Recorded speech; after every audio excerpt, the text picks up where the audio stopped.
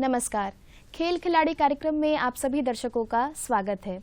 दर्शकों, एक ऐसा खेल जो हमें सोचने, समझने और धैर्य रखने की कला सिखाता है, शतरंज यानी चेस। शतरंज हमें सिखाता है कि कैसे अगर हम कोई भी काम सोच समझ कर करें, कोई भी कदम सोच कर उठाएं, तो वह हमें सफलता की ओर पहुंचा देता है। और इसी खेल के बारे में कुछ जानकारियां देने के लिए और इसकी बारीकियां समझाने के लिए आज हमारे साथ जुड़ी हुई हैं विशेष अतिथि मिसेज सुधा जी। सुधा जी, आपका हमारे इस कार्यक्रम में बहुत बहुत स्वागत है। दर्शकों, सुधा जी हमारे द्वीप समूह की एक अनुभवी चेस कोच हैं। चलिए उनसे जानते हैं इस खेल की कुछ जरूरी बातें। सुधा जी, सबसे पहले तो हम आपसे ये जानना चाहेंगे कि आप कहाँ से हैं, आपके परिवार के बारे में और आपकी प्रारंभिक शिक्षा के बारे में। नमस्ते मैम, हम तमिलनाडु में एक छोटा विलेज में वाली हूँ, सुरपट्टी बुदूर। वही विलेज में हम पैदा हुआ था, उधर ही मेरा पढ़ाई वगैरह उधर ही हुआ था। मेरा छोटा फैमिली है तो तमिलनाडु में रहते हैं जी। और आपकी शिक्षा आपने कहाँ से ली? मैम, हम तमिलनाडु में वो विलेज में मेरा पढ़ाई वगैरह उधर ही खत्म हुआ मैम जी। तो आपका ये अंडमान आने का सफ़र कैसे शुरू हुआ? मैम, मेरा शादी हुआ था 2007 में। उस टाइम शादी हो के पहला बार अंडमान आई थी। सब कुछ नया दिख रहा था जी। उस टाइम मेरा हिंदी और इधर का लैंग्वेज वगैरह और फ्लाइट पहला बार चढ़ती थी, ऐसा बहुत सारा है, नया दिख रहा था। उस टाइम मेरा का अंडमान आने से कोई भी नहीं जानता वाला है, पहला बार आई थी, अच्छा लगता था उस टाइम जी। अब अगर हम बात करें कि आपने चेस खेलना कब से शुरू किया, किस उम्र से? जी, मैं स्कूल के पढ़ने के टाइम मेरा बचपन दोस्त लोग के साथ खेलती थी। उस स्कूल और गली में, घर में, अगल बगल में हम लोग खेलते रहेंगे, उसमें पसंद आया। उस टाइम तो हम शुरू करा चेस खेलने में जी। तो ये तो आपने तमिलनाडु में खेला, फिर अंडमान आके आपने कोच बनने का सफ़र कैसे शुरू किया? तमिलनाडु से थोड़ा मोड़ा सीख के आई है चेस। अंडमान आने के बाद मेरा घर में मेरा हस्बैंड, हम दोनों ऐसे बोर्ड लेके आके ऐसे टाइम पास करता था, खेलते रहता था। सो वो पसंद आया, और खेलना, कैसा खेलना, हारना जीतना, दोनों ऐसे खेलते रहता था। उसके बाद मेरा हस्बैंड ने बोला कि हम लोग अनका ऑफिस है जंगली काट में, उधर सर लोग भी सिखा रहा है करके बोला था। अनका ऑफिस में गया था जी। उस मेरा गुरु श्री दिनेश सर है, वही मेरा और ट्रेनिंग वगैरह दिया है, और बच्चों लोग कैसा सिखाना और उन लोग का कैसा ट्रिक्स वगैरह करना, आगे बढ़ना, ये सब चेस के बारे में बहुत सारा सिखाया। सर ने बहुत सारा सिखाया कि बच्चों लोग को सिखाने बोला जी। तो आपने चेस खेलना अपने हस्बैंड के साथ एक छोटे से बोर्ड के साथ शुरू किया और आज आप एक कोच हैं। तो क्या आपके बच्चे भी इसमें जाते हैं? जी, मेरा बच्चा शुरू करी है 2017 में शुरू करी है चेस खेलने में।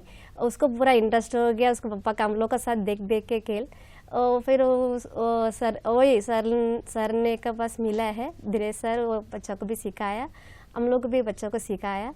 उसके बाद वो इंटरनेशनल, नेशनल और अभी रिसेंटली उसको हुआ है WCM वुमेन कैंडिडेट मास्टर भी टाइटल भी मिल गया है। अच्छा खेलती है, बाहर जाके प्रैक्टिस भी कर रही है, अभी अच्छा कर रही है जी। आप वर्तमान समय में क्या कर रही हैं? हाँ मैम, अभी बच्चों लोग को सिखा रही है, चेस सिखा रही है। हम 2017 से हम स्टार्ट कर रही है चेस सिखाने में। बहुत सारा प्लेयर्स को हम सिखा लिए है। बहुत सारा प्लेयर्स भी रेटिंग भी हो गया, इंटरनेशनल रेटिंग भी हुआ है।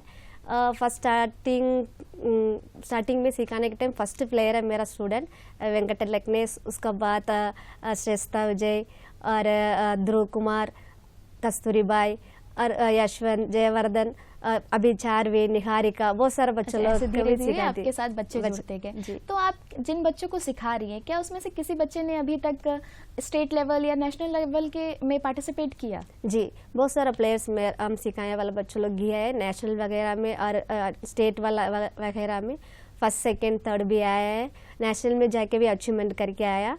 बहुत सारा प्लेयर ने इंटरनेशनल भी खेला। विराट अभी रिसेंटली जाके आया, बाहर जाके खेल के आया। इसी तरह बहुत सारा प्लेयर्स मेरा स्टूडेंट वगैरह खेल के आया जी। अगर हम आपसे पूछे कि एक बच्चे के शतरंज खेलने की सही उम्र क्या है, उसे कब से शुरू करना चाहिए? मैम, एक चेस प्लेयर बनने के लिए 3 उम्र से स्टार्ट कर सकता है। तो उन लोग का उस टाइम, अब उन लोग मेमोरी होने के टाइम में जो भी हम लोग बता के देते हैं वो उन लोग बैठ के आराम से कर लेंगे। सो उन लोग का चेस के बारे में इम्प्रोस कैसा होता, दूसरा प्लेयर के साथ खेलने टाइम ऐसा पीस आके क्लोन आके साथ दिखरा देता है, उन लोग उठा के इधर उधर रख के खेल के सीख जाएगा। जी, जैसा हम जानते हैं कि जो शतरंज है वो बहुत ही शांत मन से खेले जाने वाला खेल है, तो आप इसके बारे में क्या कहना चाहेंगी? एक डिसिप्लिन या फिर शांत खेल है, तो इसमें आप क्या कहना चाहेंगी? जी, चेस आके आपको एकदम डिसिप्लिन गेम है, उसको आके पेशेंसली बैठ के खेलने पड़ेगा, क्योंकि वो एक राउंड आके 3 घंटा 4 घंटा 6 घंटा भी खेल सकता है। इसलिए उन लोग क्या करेंगे, इन लोग क्या करना है, 4 घंटा बैठने में एक दिन फुल बैठ के प्रैक्टिस करना पड़ता है। उसके बाद वो एक एक मूव के लिए सोचना पड़ता है, डिसिप्लिन से करना पड़ता है, इस तरह आगे बढ़ सकता है। जी, जैसा आपने बताया कि एक एक मूव सोचना पड़ता है, तो क्या शतरंज में प्लानिंग और प्रैक्टिस दोनों की बहुत ज़रूरत है या फिर किसी एक चीज़ का ज़्यादा असर है उसके ऊपर? नहीं, प्लान और टैक्टिक्स उन लोग सोच में उसमें ज़रूरत है। तो उन लोग प्लान के हिसाब से एक मूव खेलने के बाद, अपोनेंट खेलने के बाद, तो उन लोग सोचना पड़ेगा, एक एक मूव रखने के पहले सोचना है, पेशेंटली बैठना पड़ेगा। उसके बाद उसको नोटेशन भी करने पड़ता, उसको क्लॉक भी संभालना पड़ता, इसलिए बच्चों लोग को डिसिप्लिन भी हो जाएगा। जी, और मैथ्स और उन लोग पढ़ाई वगैरह में, कैलकुलेशन में ये बहुत हेल्प करेगा चेस आके। जी, ये जो आपका कोचिंग का सफ़र है, ये आपने कब से शुरू किया और किस किस उम्र के बच्चे इसमें आते हैं अभी हमारे द्वीप समूह से? जी, हम 2017 में स्टार्ट करा मैम बच्चों लोग सिखाने में। अभी भी अंडर 7 3 उम्र से बच्चे लोग खेल रहे हैं, सीखने भी आते हैं, तो हम लोग सिखाते भी 3 साल से। वो बच्चा क्या 3 साल 7 साल 5 साल बच्चा लोग का भी हम लोग सिखाता है, हर कैटेगरी में बाहर जाके खेल रहे हैं, अंडर 7 अंडर 9 अंडर 11 अंडर 13, ऐसा हर कैटेगरी में बाहर जाके खेलते हैं। तो 3 उम्र से प्रैक्टिस कर सकते हैं, हम लोग सिखाएंगे। जी जी, अब हम आपसे ये जानना चाहेंगे कि जो हमारे द्वीप समूह के बच्चे हैं, आप उनमें क्या अलग नज़र आता है आपको इस खेल को लेकर? मैम, इधर के बच्चे लोग, अंडमान में बहुत सारा बच्चा लोग अच्छा प्लेयर्स भी है, उन लोग अच्छा प्रैक्टिस भी कर रहे हैं, डिसिप्लिन से खेलता भी है और टाइम से भी आता भी है। बहुत सारा टूर्नामेंट्स में पार्टिसिपेट करने के टाइम मतलब उन लोग प्रैक्टिस के बारे में सोच रहा भी है, अच्छा अचीवमेंट करके दिखाता भी है, पेरेंट्स का भी अच्छा अचीवमेंट करके दिखाता भी है। जी, अब अगर हम आपसे पूछें कि आप सबसे पहले एक बच्चे में शतरंज को लेकर क्या देखती हैं, क्या खूबी होनी चाहिए उसके अंदर?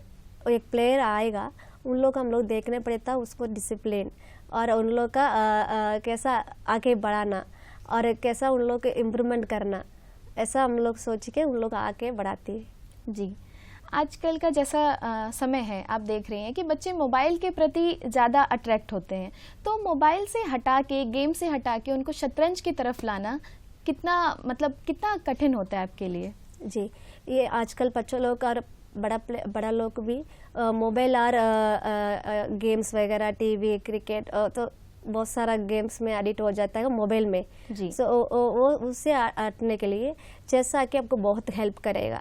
एक बार आप बैठ के उसमें खेलने के बाद, शुरू होने के बाद, तो वो उन लोग वो इम्प्रूवमेंट होएगा, माइंड डेवलप होएगा, पढ़ाई में इम्प्रूवमेंट होएगा और आगे वाला आपका डिसीजन, आगे वाला फ्यूचर डिसीजन भी अपना ले सकता है चेस खेलने में।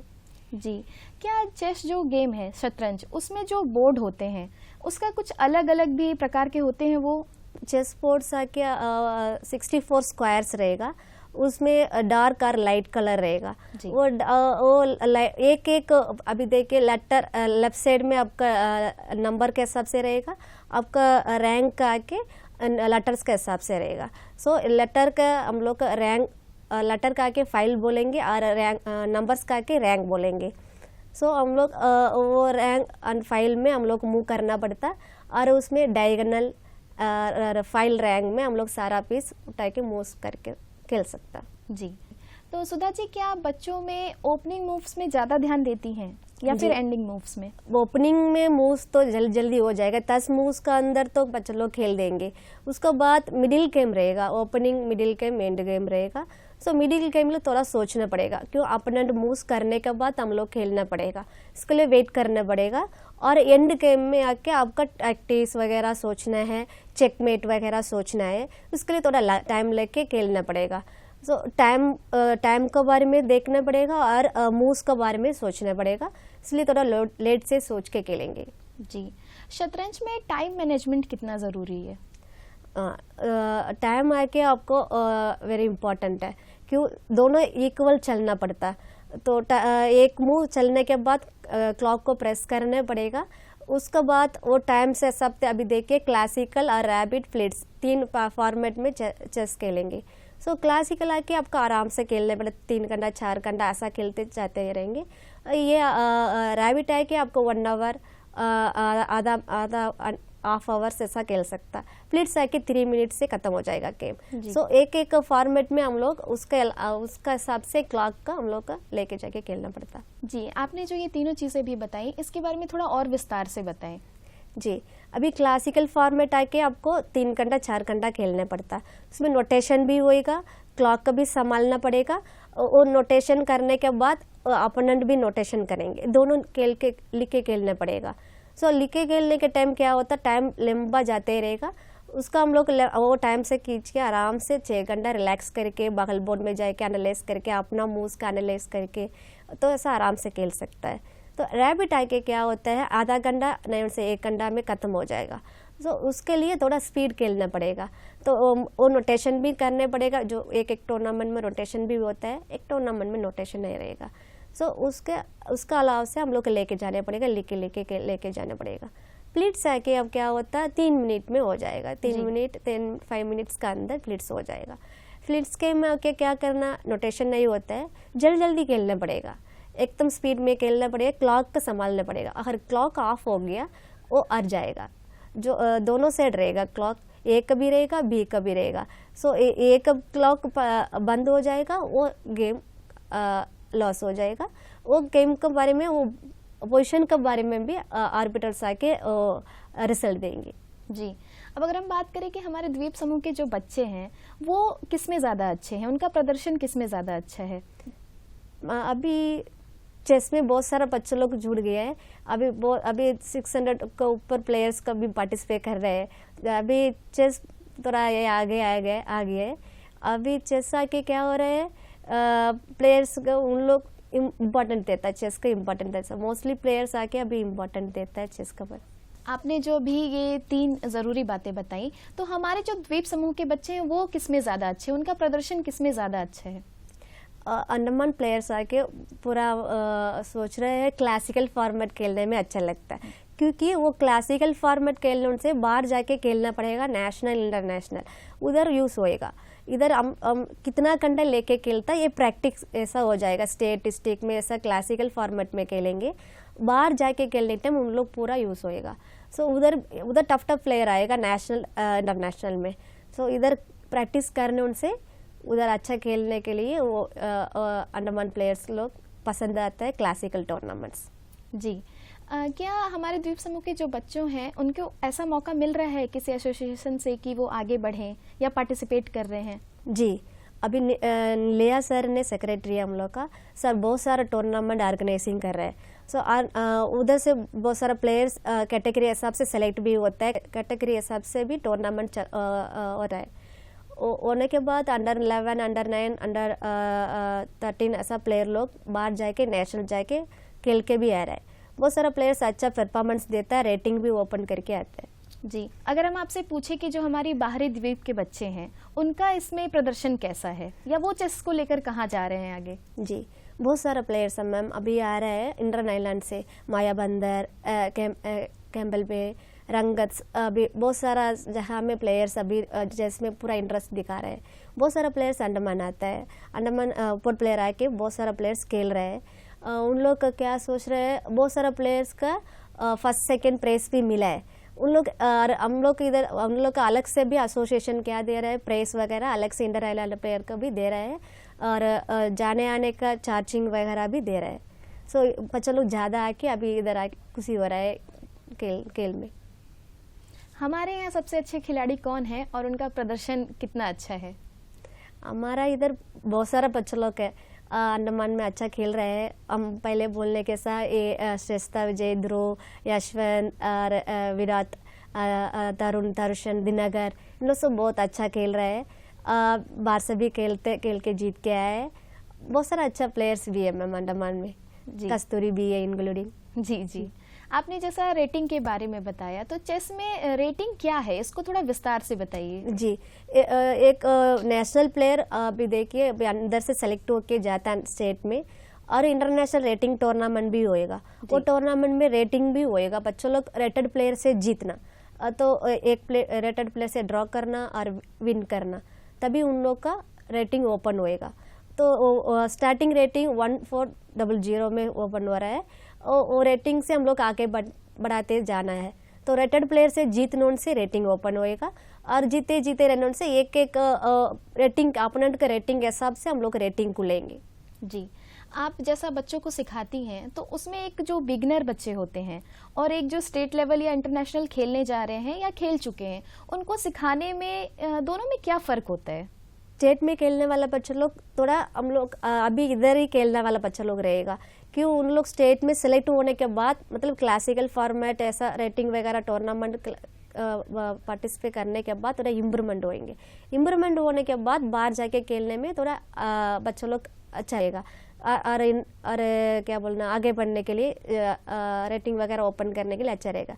बिगिनर्स का क्या है, जो हम लोग 1 मूवमेंट 3 मूवमेंट वो सब हम लोग को सिखाना पड़ता है। तो 1 मूवमेंट 2 मूवमेंट बिगिनर सब सीख लिएगा, 3 मूवमेंट तक आ गया एक स्टेट प्लेयर बन जाएगा, तो अच्छा खेलने शुरू हो जाएगा बिगिनर्स आके।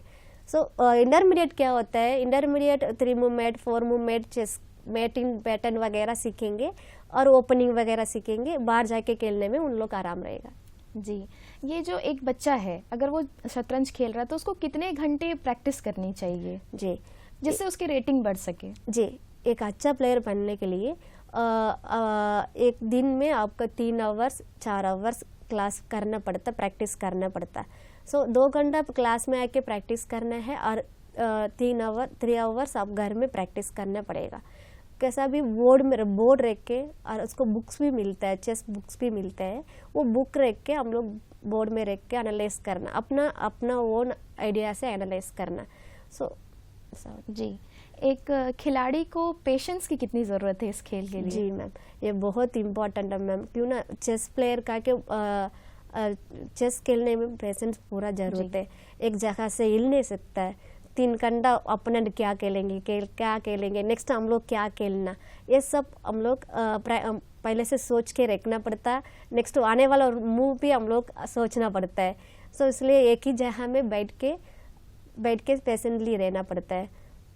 जी, आप इतने बच्चों को सिखाती हैं, तो क्या कभी किसी बच्चे ने आपको कुछ अलग मूव्स दिखाई? हाँ, बहुत सारा प्लेयर्स है मेरा बहुत सारा प्लेयर्स अचानक इतना क्रिटिकल मूव भी डाल देंगे, एक मूव सा चेकमेट होने के साथ हम लोग का एकदम ये देखेगा, हम लोग मेट होने वाला है, मन के अंदर रहेगा, मेरा पता चलेगा ये मेट का पोजीशन। मेरा कभी 1-2-3 बार मेट भी कर दिया, चेकमेट करा है, तभी मेरा खुशी आएगा, क्यों ना हम लोग बच्चे लोग अच्छे से सीख लिया, तो नेक्स्ट लेवल पहुंच गया, और अच्छे से सिखाना पड़ता करके हम सोचे। जी, आप आगे की योजनाएं क्या है आपकी? आप क्या सोच रही हैं चेस को लेकर, या फिर हमारे द्वीप समूह में आगे चेस को लेकर और क्या चीज़ें होनी चाहिए? जी, और अंडमान प्लेयर्स बहुत सारे प्लेयर्स अच्छा तो खेल रहे हैं, एक उन लोग का और प्रैक्टिस करना चाहिए और प्रैक्टिस लेना भी चाहिए। सो उन लोग का और प्रैक्टिस लेंगे, IM GM और WIM WGM बहुत सारा गर्ल्स लोग भी खेलता है, रेटिंग भी ओपन हुआ, उन लोग भी खेल रहे हैं, और 3 घंटा 4 घंटा प्रैक्टिस करना, अपना को प्रैक्टिस करना पड़ता है चेस बोर्ड रख के। सो प्रैक्टिस करेंगे, और WGM IM GM इन लोग ये सब टाइटल मिलने के लिए चांसेस है बहुत सारा प्लेयर का। जी, अब अगर हम बात करें कि हमारे द्वीप समूह में इस खेल को बढ़ावा देने के लिए एसोसिएशन क्या मदद कर रहा है, या और क्या करने जा रहा है? जी, बहुत सारा एसोसिएशन मदद करता है मैम प्लेयर्स के लिए, बहुत सारा टूर्नामेंट रखता है, ये प्लेयर इम्प्रूवमेंट करने के लिए हर महीना 2-3 टूर्नामेंट्स रखता है, बच्चे लोग पार्टिसिपेट भी कर रहे हैं, और बच्चा लोग बाहर जाता है खेलने, नेशनल खेलने जाता है, एंट्री फीस वगैरह और उन लोग का अकोमोडेशन वगैरह, सेलेक्ट प्लेयर को अकोमोडेशन वगैरह लेके देते हैं। जी, अगर हम बात करें कि नेशनल जाने के लिए कितने एक्सपेंसेस होते होंगे? जी, कम से कम एक प्लेयर को तो 30,000 को ऊपर होएगा मैम, एक प्लेयर का खाली। तो बाहर जाने उनसे कि उन लोग का सेलेक्ट प्लेयर को तो अकोमोडेशन और एंट्री फीस एसोसिएशन तरफ से मिल जाएगा, और बाकी अनसेलेक्टेड प्लेयर भी जाता है, बाहर जाके खेल के आता है, अपना गेम को दिखाने के लिए जाने से वो एक्सपेंडिचर ज़्यादा तो रहता है मैम, 30,000 40,000 को ऊपर ही रहेगा मैम एक प्लेयर का। जी, अगर कोई बच्चा सीखना चाहता है या सीखने की सोच रहा है तो उसकी शुरुआत वो कैसे कर सकता है? हमारे जितने भी दर्शक हैं, अगर वो चाहते हैं कि उन्हें चेस खेलना है या आगे बढ़ना चाहते हैं, तो वो क्या कर सकते हैं? कितनी क्लासेस उन्हें लेनी चाहिए या शुरुआत में उन्हें क्या सीखना चाहिए? जी, वो भी पहले स्टार्ट कर रहे हैं चेस खेलने में, उन लोग के क्या करना, चेस हम लोग उनका ऑफिस है, हर कोई करीब 50 रहने, उनसे हम क्लास ले रही है। मेरा क्लास में 10-5 लोग बिना एंट्री फीस से खेलता भी है, सिखाती भी है। फिर ऑफिस में बहुत सारा प्लेयर्स आता भी है, आके सीखने, उनका ऑफिस है, आके सीखने उनसे अच्छा रहेगा। बहुत सारा प्लेयर को मौका मिल रहा है अंडमान में खेलने के लिए और प्रैक्टिस करने के लिए, मैं आके कर सकता मैं। और जो बाहरी द्वीप के बच्चे हैं, इंटर आइलैंड्स के बच्चे हैं, उनको क्या करना चाहिए? इंटर आइलैंड बच्चे लोग अच्छा खेलते हैं, बहुत सारा प्लेयर्स। अभी पिछला टूर्नामेंट में भी हम लोग हैवलक से एक प्लेयर आया, बढ़िया से खेला था, वो 2nd प्राइज लिए। सो अच्छा खेलता है, और इम्प्रूवमेंट करना, मतलब और बहुत सारा टूर्नामेंट अटेंड करना पड़ता है, बहुत सारा टूर्नामेंट और अच्छा प्लेयर के साथ, मतलब उनसे लेवल ज़्यादा वाला से प्रैक्टिस करना है, और घर में प्रैक्टिस अपना करना पड़ता, और खुद करके लिख के और क्लॉक के बारे में वो सब जानता होना है, करना है। जी, ये जितने भी बच्चे आपसे सीखते हैं या जो सीखने की इच्छा रखते हैं, उनके माता पिता से आप क्या कहना चाहेंगी? या जो बच्चे आपके पास आते हैं, उनके माता पिता क्या सपोर्ट करते हैं, या फिर आपसे कैसी चीज़ें वो बताते हैं आपको? हाँ मैम, ये इम्पोर्टेंट क्वेश्चन है, ये है कि पेरेंट्स लोग पहले सीखने हैं, चेस सीखने हैं, बच्चा लोग का एंकरेज करने के लिए, उन लोग सपोर्ट करने के लिए, उन लोग आके सिखाने के लिए पेरेंट्स आके पहले सीखना, चेस सीखने, तो उन लोग भी यूज़ होएगा वो चेस। तो एक बच्चा तो स्कूल जाता है, आता प्लेयर तो बैठ के एक जगह में कर नहीं सकता, टायर्ड भी हो जाएगा। उस टाइम क्या करना, पेरेंट्स कुछ उन लोग को बता के बोर्ड्स में हेल्प करना, पोजीशन रख के देना, लिखने बोलना, और उन लोग को मदद करना। वो मदद करने उनसे उन लोग को थोड़ा ईजी रहेगा, और उन लोग और मोटिवेशन करना, और आगे बढ़ने के लिए भी उन लोग को सपोर्ट करना है। और अब वो एक लेवल में एक टूर्नामेंट में हार गया और नहीं जीता करके बोलना, उनसे उन लोग का ये नहीं करना, नेक्स्ट टूर्नामेंट नहीं भेजेगा, ऐसा से नहीं बोलना जी। नेक्स्ट बार उन लोग मोटिवेशन करके टूर्नामेंट्स वगैरह और सीखने भेजना। जी, हम आपसे ये जानना चाहेंगे कि आप एक कोच हैं, सुबह से आप जब तक भी क्लास लेती हैं, और आपकी बेटी भी एक स्टेट लेवल और नेशनल लेवल चेस प्लेयर है, तो आपकी जो डेली रूटीन है वो कैसी होती है? तो डेली रूटीन तो मैंने घर में काम करना पड़ता, बच्चों को भी सिखाना पड़ता। सुबह वो उठ जाएगी 5 बजे से, उठ के अपना फिटनेस भी करेगी, वॉकिंग योगा करेगी, सब कुछ सब घर में सब लोग करेंगे।